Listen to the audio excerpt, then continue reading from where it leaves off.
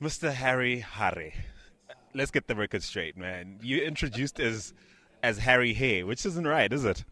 It's Hare Hare. I thought it might be because I mean, look, nothing wrong with jackrabbits and that, but But I love carrots. So, so it works, yeah, it works. It works. dude. So we're at Demo Africa 2016, 5 in a row. My word, you guys landed in Joburg. I don't want to say arrived. You landed in Joburg. Yeah, we did. We did. We did. And And we're happy to be here. And you know what? So I was here for the intro a little earlier on. The intro sequence, the lights, the music. It was flipping Usher meets Justin Bieber meets African tech. You know, it was just phenomenally encouraging and aspirational. Dude, like, talk us through the journey of starting this initiative, where your heart is for the tech ecosystem on the continent, and how you've survived 5 long years growing from year to year. I think it's been a. I always say it's a labor of love. A labor of love in the sense that I truly believe in the continent. I believe in the people of this continent, and why we decided to do this is we actually saw there was a gap. The guys who are building interesting businesses, but they are completely unable to scale them up because they don't know where to find investors who can put money into them, or they don't know where to find a CIO who will be able to buy their business, or they don't know where to find Andile to tell their story. Yeah. That's right. Yeah, so that's why we started this initiative, and it's been a mix of luck, a mix of good partnerships, a mix of collaboration, and so we've worked with a lot of good people. We've worked with a lot of partners who have really put out resources that we have access to be able to pull this together.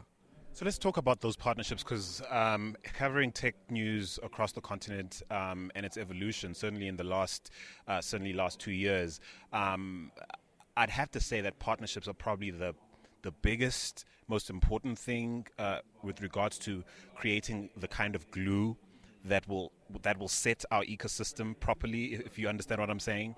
And talk me through the partnerships. I mean, brag if you like, but tell us about the level of partnerships and how important they've been to making an initiative like this, not just another conference, not just another pitching contest.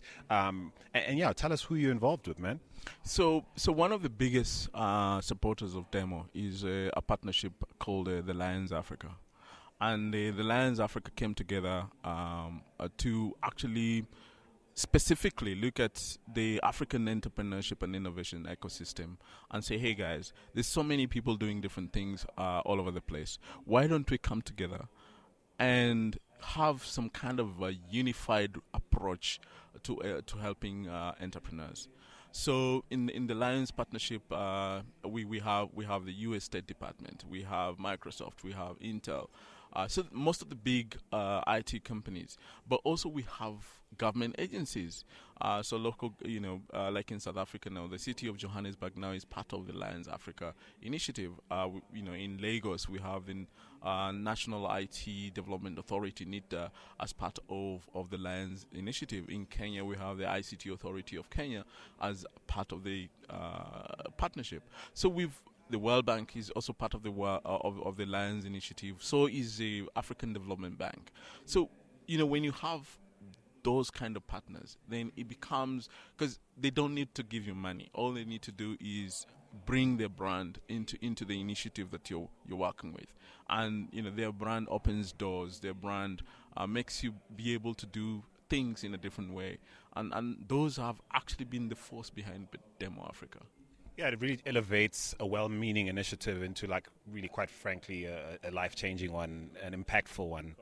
So tell me a little bit about the importance of the angel community on the continent coming together and supporting initiatives like this.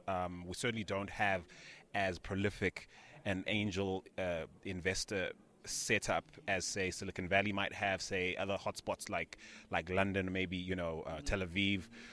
What would you say to angels listening to this podcast who are who are probably dabbling, who are thinking about dabbling in investing in the tech and innovation scene?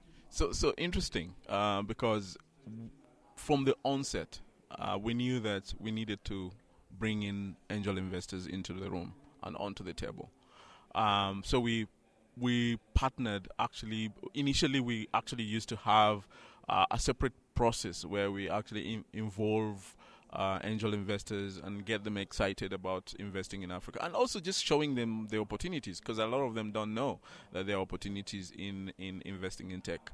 A lot of them are into property and construction and really big things, but we need to show them that there's a lot of opportunity, and your return on investment could even be faster in investing in tech. So we were very, very aware of that, and we are actually part of the founding members. Demo Africa is one of the founding members of African Business Angels Network.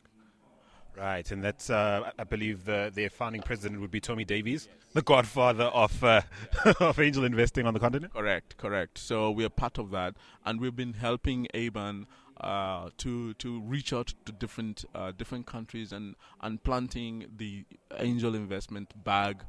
So we were so excited to hear that South Africa now has an angel network, SA ban. I don't know whether they call it, whether it's Saban or SA ban. I think they said SA ban, eh? Okay, so SA ban. And the idea is to keep on increasing these networks and bringing them together, so that we can see deals happening and we can see syndications of deals happening, so that we can be able to say, okay, we're launching 30 startups, and all those 30 startups, if you have a good business, then you're likely, or most likely, to get an investment from an angel or from an angel network. Which beautiful segue into what's actually going to happen here today. You have shortlisted some incredible startups, businesses that have shown incredible promise. They'll be here pitching their ideas to a room full of, like you say, angel investors and others. What?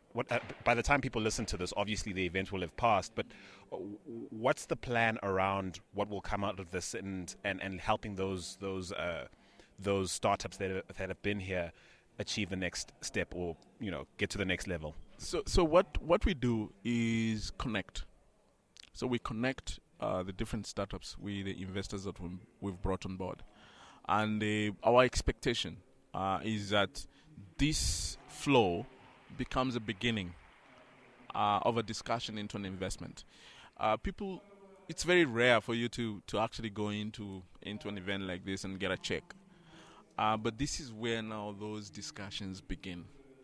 And that's why we've actually created what we call the deal rooms on the side, where people can actually go in and start talking and start engaging. And it's, investment is like a courtship, eh? So we are hoping that those discussions will begin, and that not too far from today, we will start hearing deals have gone down, and we'll hear investment has gone into these companies. To our listeners who are in other parts of the world and haven't experienced the vibe of Demo Africa, I'd liken it really to the vibe that is being created by the likes of CES in terms of the gadget space, and certainly South by Southwest. I think are those the sort of brands that you sort of aspire to be at par with at a global level? Actually, we aspire to be better than that. Holla, that's what I was hoping you'd say. Yeah. Who are they? Africa is Africa, eh? And we want to do our thing and do it really, really good. And we do it our way, and nothing wrong with that. Correct. So it's interesting because, in addition to the angel investment fraternity, the VC fraternity, government organizations, you've mentioned all these entities. The one that you left out is the fact that you're also bringing to the table industry, enterprise. Typically left out of these conversations, consider the big bad boys who are just trying to survive disruption and prevent anyone who's interested in joining the party from coming in. But as we speak, we have Mteto Nyati on stage, being grilled about the role of big businesses like MTN. He's, of course, the CEO of MTN South Africa, and he's being grilled about the role of big business in aiding innovation at the grassroots level. What would you say to enterprise players listening to us right now? I think we're seeing a very interesting dynamic in the sense that enterprises is beginning to listen. Because a lot of them, if you look at elsewhere out of Africa, you're seeing that R&D budgets are actually being cut in favor of M&Es. Merger and acquisitions. And the acquisitions are actually into startups, because they look at the R&D department and feel it's going to take too long to innovate or to disrupt, and therefore the easiest way is to look at that nimble startup that actually fits into their business case and bring them in. So that's one of the discussions that we're beginning to encourage here. We're saying, hey, we know you're a big company. We know you have a lot of money, but hey, look at these guys who are doing really, really amazing stuff, and we can partner. Startups and corporates can partner on the same terms, not smaller and bigger, but in equal times, where we have the technology and you have the market, you have the customers, and we all go home happy. Fantastic. Well, I know I must let you go. There's a queue waiting to speak to you. But thank you so much for sharing the vision and giving us a sense of, where the heart of a massive event like this is, where the heart of that actually lies. And thank you for speaking to us. Can't wait for Demo 17. You better bring it back to Joburg. Otherwise, I'm coming for you, boy. Thank you, man. Thank you, Andile. We hope to be in Johannesburg next year. Cheers, man. Cheers.